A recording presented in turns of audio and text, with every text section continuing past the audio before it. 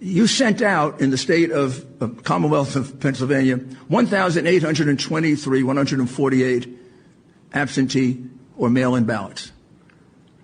You received back 1.4 million approximately. However, in the count for president, you counted 2.5 million. I don't know what accounts for that 700,000 difference between the number of ballots you sent out and the number of ballots that ended up in the count. That number, 2,589,242, was on your government website until yesterday. And yesterday it was removed without explanation. I'm going to be very interested in hearing what the explanation is. And I can't imagine you could possibly certify without knowing the explanation of that, as well as the explanation to the 22,686 mail-in ballots that were returned on the day they were mailed. That's a trick. How about they were returned? How about 32,591 were returned the day after they were mailed? Another 20,000 were returned before they were mailed.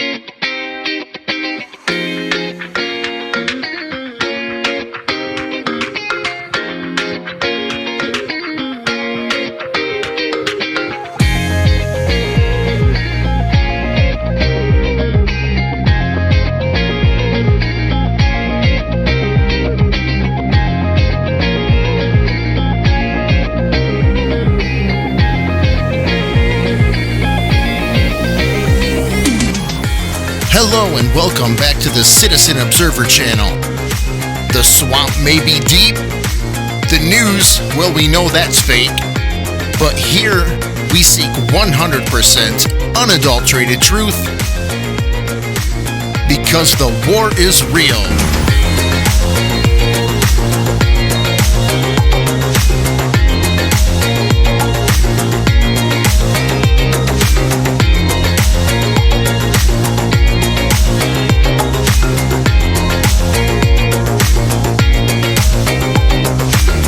Well, I am back from yet another YouTube suspension. This time they didn't even tell me what it was about. They just said, you have another strike, you're suspended. This is the part of the show where I tell you what the show's about, and I don't even know if I'm allowed to tell you. YouTube, am I allowed to say voter fraud? And does anybody know? Could somebody answer me? Am I allowed to say voter fraud? YouTube, come on. Inquiring minds want to know. Can we say voter fraud on YouTube anymore? Well, fuck it. Today's show is about voter fraud. I mean, we see it everywhere, so we have to talk about it. And I mean, we see it everywhere. I'm in Michigan, and my God, this has got to be the worst state for voter fraud. Literally, there are sections of this state where 400% of registered voters voted. So, I mean, we have people really interested in this voting process. We're exceeding voting registrations by 400%. Obviously, people here care, so. And not only that, you heard Rudy Giuliani at the beginning, where people were actually sending their mail-in ballots back before they were even sent to them. So these people here, we're excited about voting. So without further ado,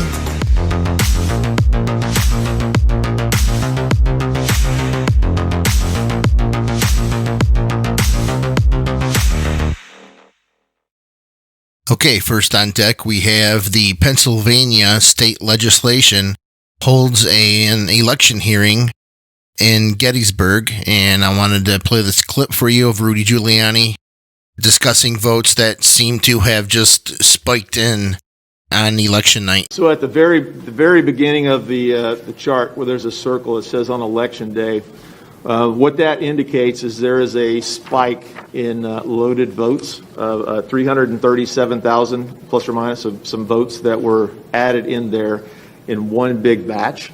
So that was an anomaly in the reporting. Normally you would expect to see a smooth curve going up, not any big spikes. That's kind of what Greg was talking about, the anomalies of loading and uploading those votes. So that big spike that occurs there is a prime indicator of fraudulent voting. And that's 604,000 votes in 90 minutes, is that right? Correct. This is 337 votes, 337,000 votes in that period of time. Yes. And when you look at this entire curve with all these spikes, can you calculate how much of a vote that accounted for Biden and how much for Trump? Close to 600,000. I think our figures were about 570 some odd thousand that all those spikes represent over time. For Biden? Correct. And how much for Trump? I think it was a little over 3,200.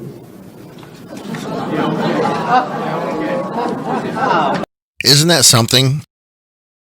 600,000, those spikes, they're talking about the graph, that little curve graph. Every time there was a spike, you total those spikes for that area, those spikes meant 600,000 votes for Biden and just over 3,200 for Donald Trump. And you hear the audience. So we're supposed to believe this guy that can't even draw a crowd or an audience when he's giving an online speech, he gets that many more votes than Trump that overflows auditoriums, airports. We're supposed to believe Biden's drawing a larger crowd than that because he gets 600,000 votes and Trump is only getting 3,200 out of them. The Gateway Pundit points out 4 Joe Biden supporters greet him on the highway, but he got 80 million votes. What a complete joke, and I absolutely agree with him, obviously, right?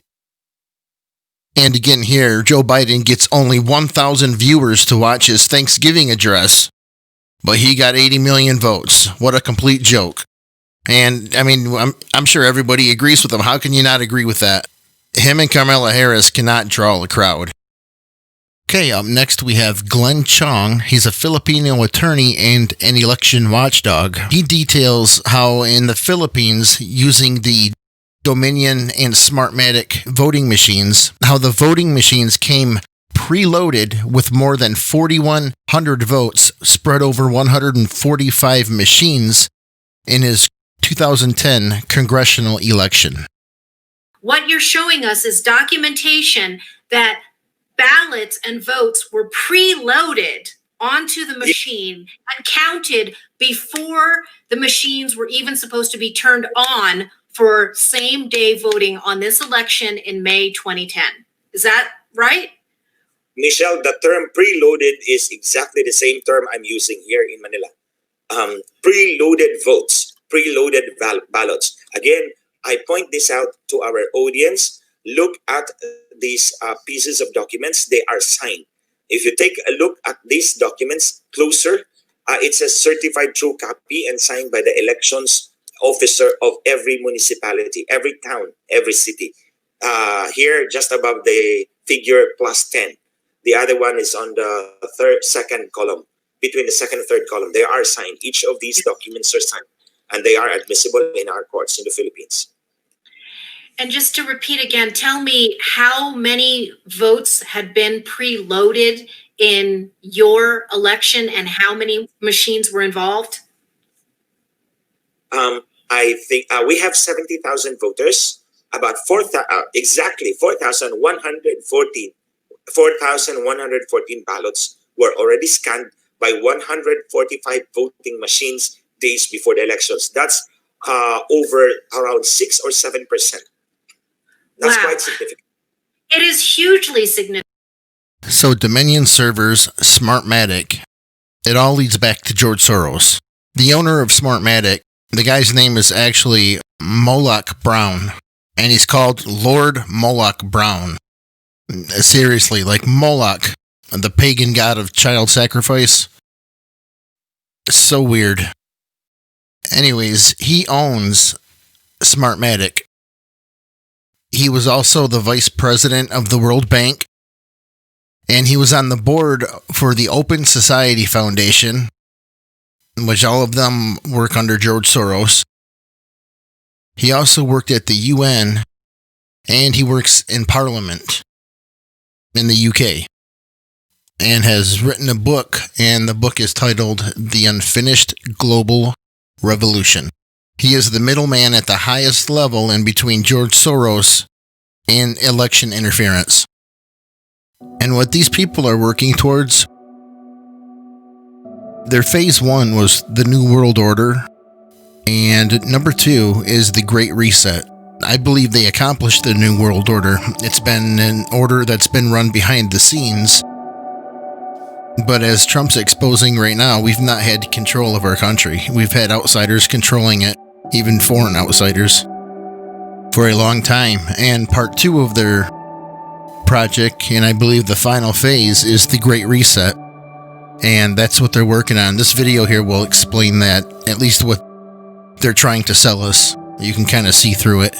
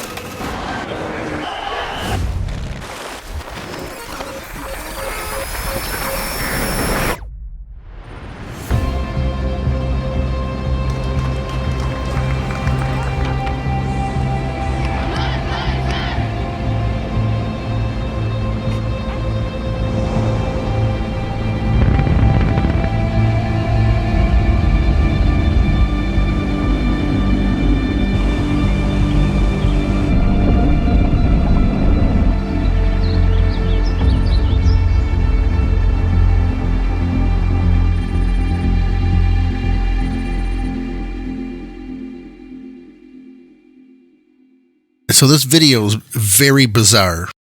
It goes from disaster to environmental damages to pollution, factories, then to a baby, then to fish, then to some trees and some landscapes. Just a really bizarre, all over the place video. Basically saying you humans suck. You're causing all this problem. This climate change and all this stuff, this Black Lives Matter that's artificially generated. It's all a bunch of bullshit that we know these people are bringing to us and acting and pretending like it's all just real stuff. So in that way, the video is kind of creepy, but the video is nowhere near as creepy as these people behind it. To get us underway, let's hear from the forum's executive chairman and founder, Professor Klaus Schwab. Thank you, Adrian. It is obvious that we are in the midst of the most severe crisis the world has experienced since World War II. Creepy, right? Like James Bond villain creepy. And watch this guy with his hands. It's so bizarre. Which brought us decades of peace, increased global cooperation, and prosperity to hundreds of millions of people around the world. The COVID-19 crisis has shown us that our old systems are not fit anymore for the 21st century. It has laid bare the fundamental lack of social cohesion, fairness, inclusion, and equality. Now is the historical moment, the time, not only to fight severe virus, but to shape the system for the need for the post-corona era. In short, We need a great reset. Now is the time to think what history would say about this crisis. And now is the time for all of us to define our own role. What is it that would make it so that history would look at this crisis as the great opportunity for reset? The Great Reset is a welcome recognition that this human tragedy must be a wake-up call. It is imperative that we reimagine, rebuild, redesign, reinvigorate, and rebalance our world.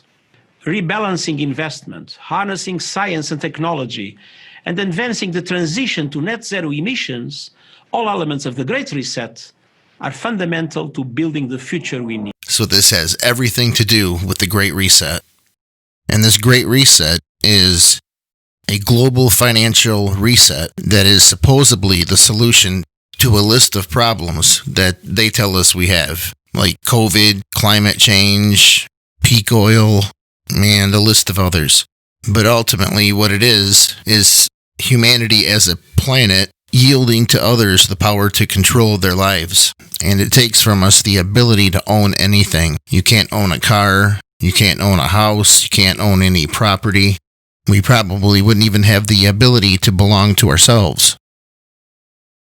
Okay, getting back to the voter fraud issue, Cindy Powell said she was going to release the Kraken.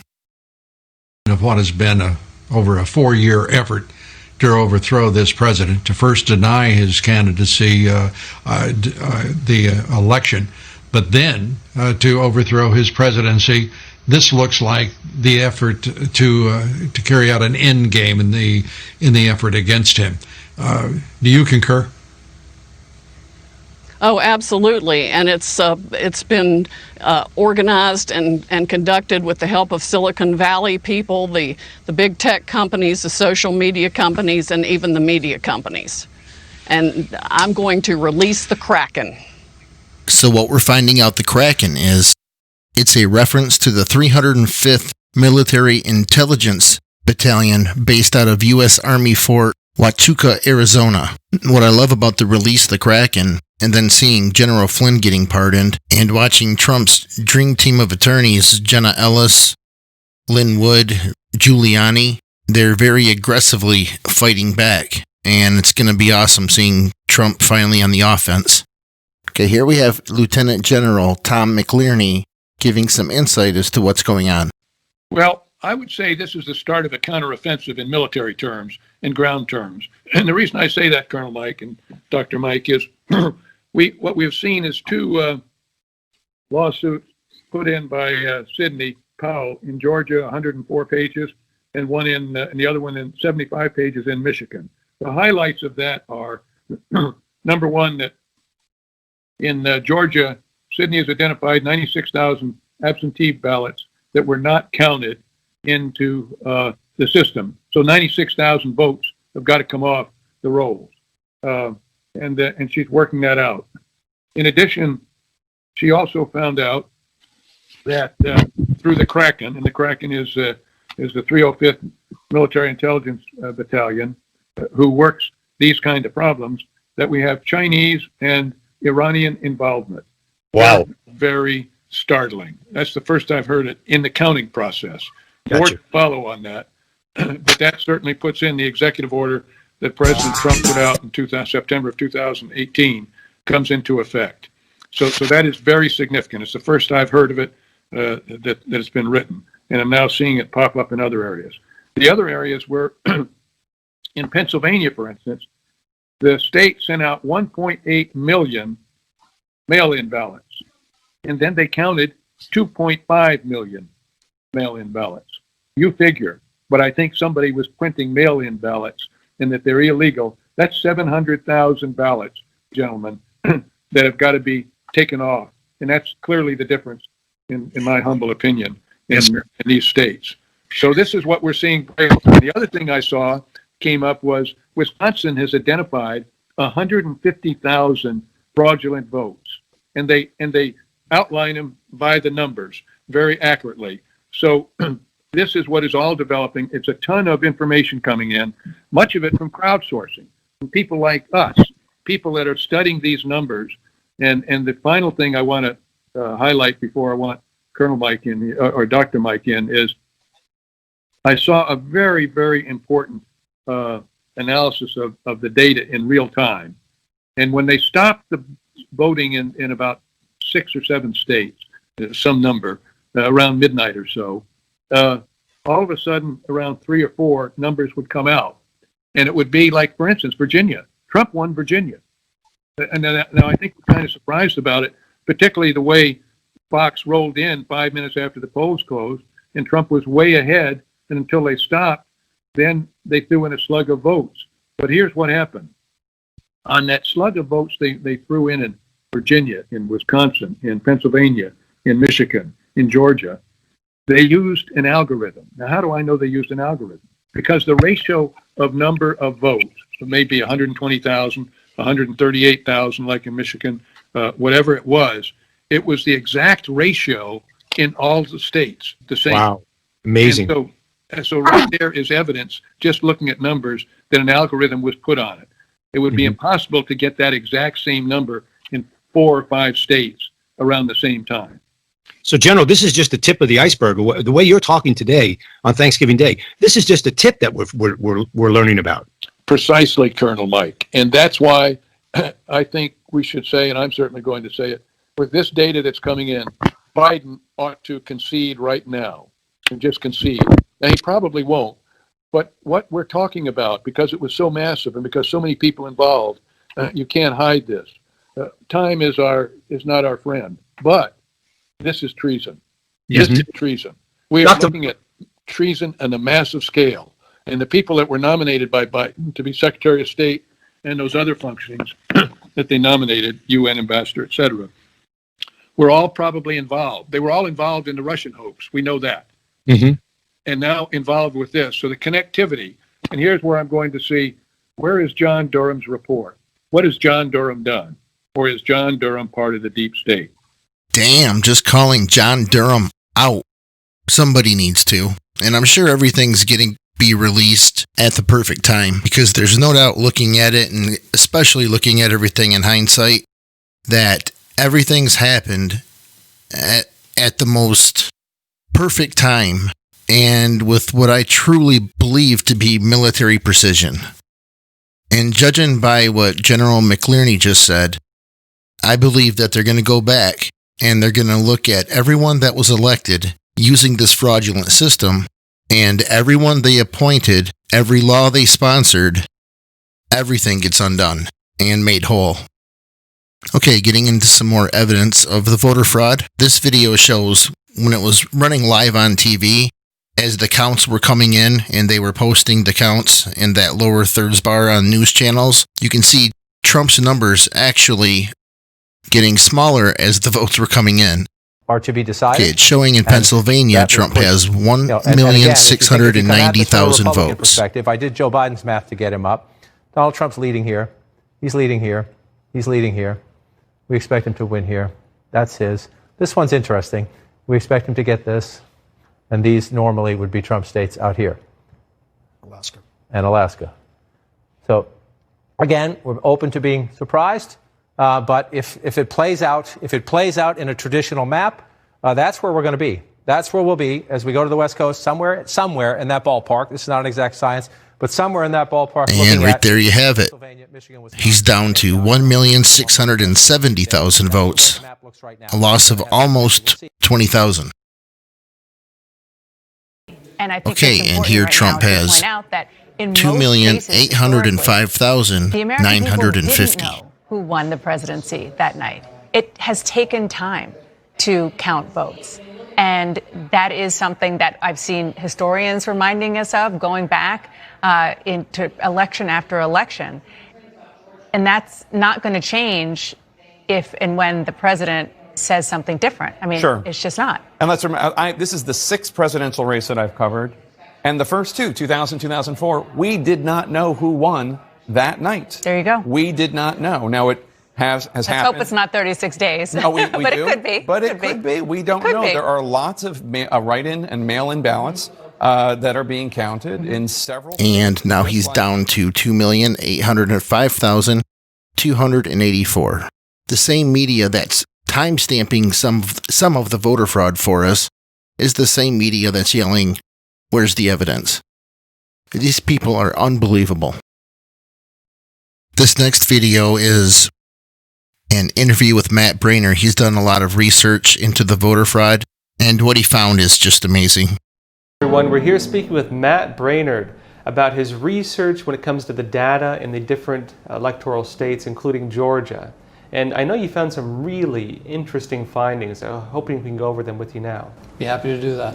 Now, why don't we start with these P.O. boxes that were being used as home addresses, because this is a pretty strange situation. What exactly do you find with this? Well, the law in Georgia is when you register to vote, you have to mark down what your actual residence is. So you can have a separate mailing address, which is fine, that they will record, but you have to put down what your actual residence is. Now, even if you're homeless, you can write down a particular park bench or a homeless shelter, anything like that. If you live in your car, you can just, list where you park your car. But what we had found was a large number of people, substantial, especially given how tight the margin is, well over 1,000, who voted in this election, listed themselves at addresses that are in fact postal facilities. Facilities the Postal Service either lease or own. So that could include a post office, the UPS store, FedEx store, anything like that. And not only did they list themselves there, but they disguised a P.O. box as an apartment. So rather than saying P.O. Box 123, the address is listed as apartment 123. And that's a major red flag. And what's also remarkable about these individuals is that almost all of them voted early absentee. Very few voted in person. So that really raises a red flag because they're illegally registered, and not just incidentally, but intentionally meant to deceive by listing, suite number or unit number rather than technically what it is, which is a box number. So in other words, people were using these P.O. boxes or other mail addresses as home addresses to get mail-in ballots, early absentee ballots. And then they were disguising the fact that these were P.O. boxes by saying they were apartment numbers. Is this accurate? Yeah, that's accurate. Apartment numbers, suite numbers, unit numbers, anything other than a box number. And we found over 1,000 of them in Georgia. In fact, over 1,400 so far in Pennsylvania as well, with the very same tactic. Well, and this is interesting too, because if you see one anomaly, I assume maybe it was a mistake. But if you see thousands of them, it's a bigger issue. And if you see it being replicated in multiple areas, as a data analyst, what does that show you typically? Well, it raises a very big red flag, the kind of red flag that should draw the attention of law enforcement from the state all the way up to the FBI. And that's data we're sharing with them, but it's also going into the litigation that different legal teams will be filing to bring greater scrutiny to this election in Georgia and in Pennsylvania. Did you look into the names of the individuals? Is there any way to verify if these were real people? Our initial review of them was based solely on the voter data itself and matching it up against the publicly available list that the U.S. Postal Service provides. We haven't dug any deeper into who these individuals are because we're just under the clock so much right now. Everything has to be done yesterday. And do you see Republican, Democrat, Independent? Is there any way of telling who they voted for? At this point, no, but what is remarkable is that unlike the general population where a substantial percentage votes in person, very few of them voted in person. They overwhelmingly voted by mail. Now, I know you've looked at a few different pieces of data. Another big piece is, for example, people who sent in their ballots and they were not received. Can you tell us about what you found with this? Sure. There was a number of people in all 6 states where we were doing our tests who the state marked as having requested an absentee ballot, but they didn't return it. So we reached out to these people and asked 2 questions. The first question we asked is, did you actually request that ballot? And in many cases they said no, which is a big red flag because somebody had to request that ballot, and by law it had to be them or somebody that they designated legally to do so. The second question we asked was, did you return that ballot? And many people said yes, we did, meaning that the state did not receive it and their vote did not count. And that is also a red flag.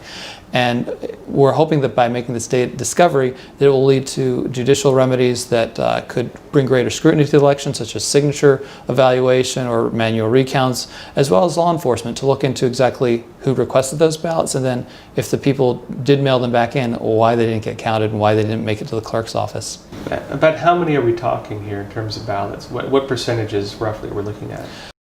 The numbers are pretty startling.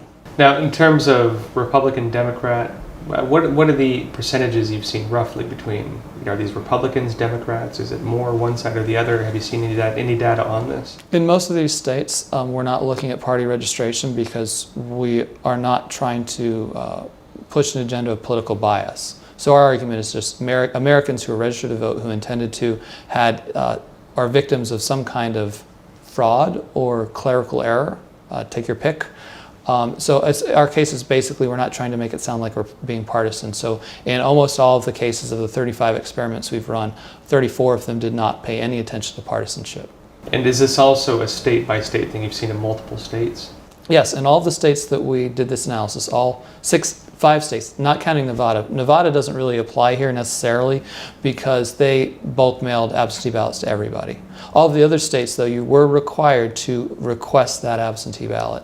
So in those 5 states, we found that to be a universal problem, to a greater degree in some states than others, but a present and persistent problem nonetheless. And so let's look at this individually. So people are saying, for example, in Pennsylvania that, of course, the local Supreme Court threw out the case, probably going higher now. And people are saying, no, there's no evidence of voter fraud, no evidence of problems, no reason to look further into it. You've now identified 2 pretty key indicators that something may have happened. One being people, of course, using P.O. boxes, mail addresses, and seemingly intentionally misrepresenting the nature of those. Instead of saying P.O. box, saying apartment number, so on. And in addition to it, people sending in ballots that were not received.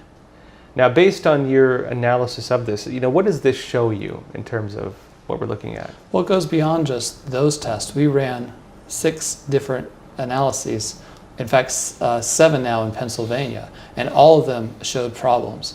We ran an analysis where we called people who had moved, yet they were told that they had a ballot cast in their name. We called them and asked, did you vote? Did you actually cast that ballot? And we found people that said no, they didn't. We dialed into precincts that had exceptionally high turnout and spoke to people who had voted in this election but didn't have a record of voting much at all, if ever at all, before, and found people in that universe that said, no, I did not cast a ballot. Somebody else cast that ballot in my name. We found people who we've determined no longer lived in that state yet had ballots cast in their name, were no longer legal residents because they filed an NCOA card, or they subsequently registered to vote in another state, yet they were voting back in, say, Pennsylvania, for example. We found this universally. We've also found people who cast multiple ballots in their name, so they would vote in, say, Ohio and Pennsylvania.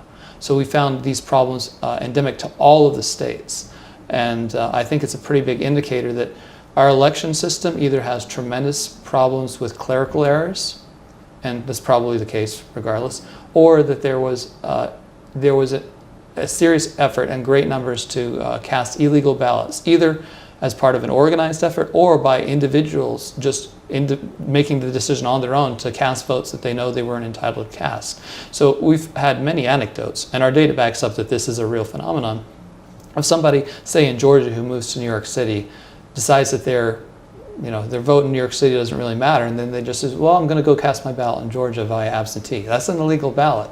And when the election's that close, this election, it appears to me, has been decided by ballots that are highly questionable, that are anomalous. So that's why I came to my conclusion that I did, is that I cannot say with confidence who won this election. I don't think anybody can.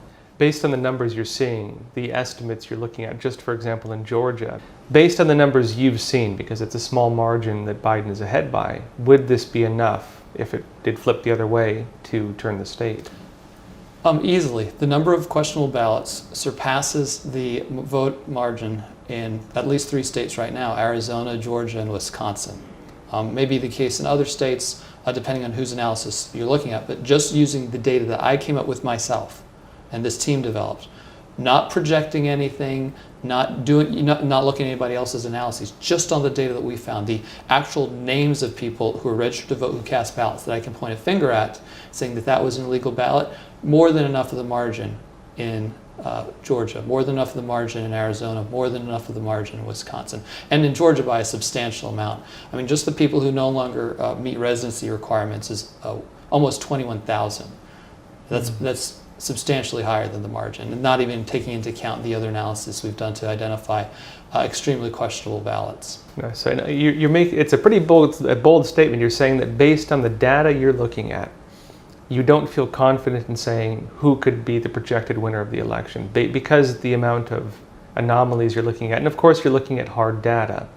That's a bold statement to make, but I know you're a data guy, so tell us a bit more about how you're making that projection. Well, what's interesting is that 8 years ago, the New York Times wrote an article talking about mail-in ballot fraud and said that in some of these cases, in some races, because of the potential for this, it may not be possible to know who the actual deserved winner is, and that's happened in many cases in the past because of voter mail fraud. And here we are again with the margin so close that the number of questionable ballots surpasses the margins.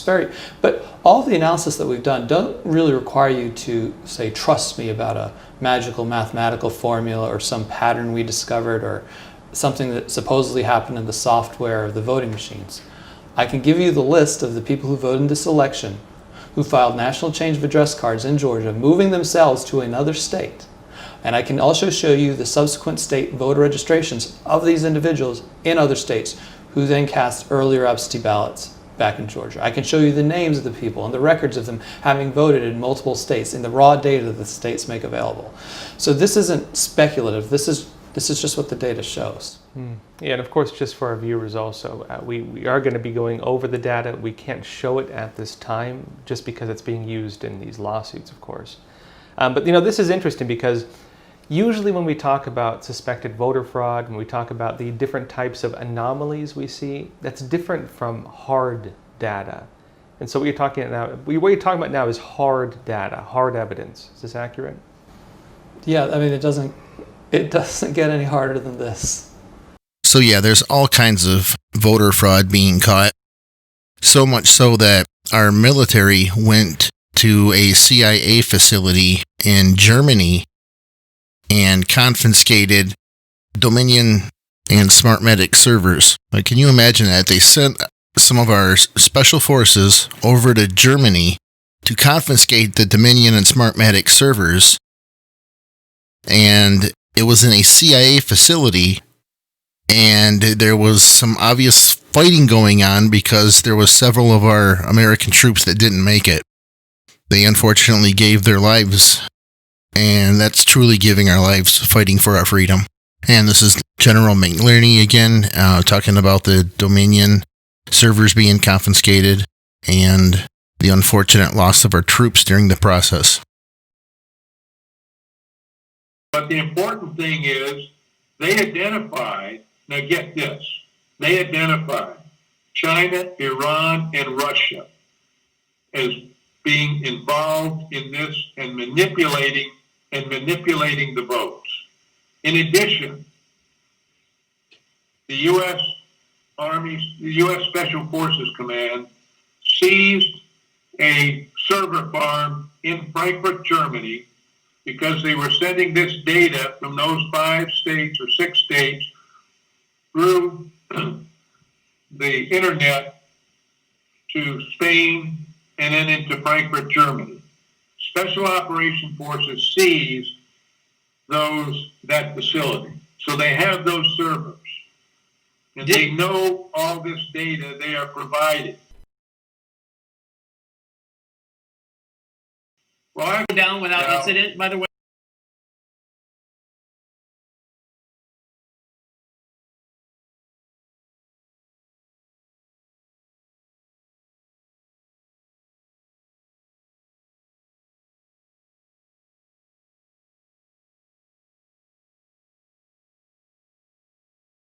Did that go down without incident, by the way? Did that seizure go down without incident? Well, I've heard it didn't go down without incident. I haven't been able to verify it. I want to be careful on that. It's just coming out. But I understand my initial report is that there were U.S. soldiers killed in that operation. But you are saying that was a CIA facility, and that was where the server was taken from by these special forces was a CIA facility in Germany. That's correct. Frankfurt, Germany.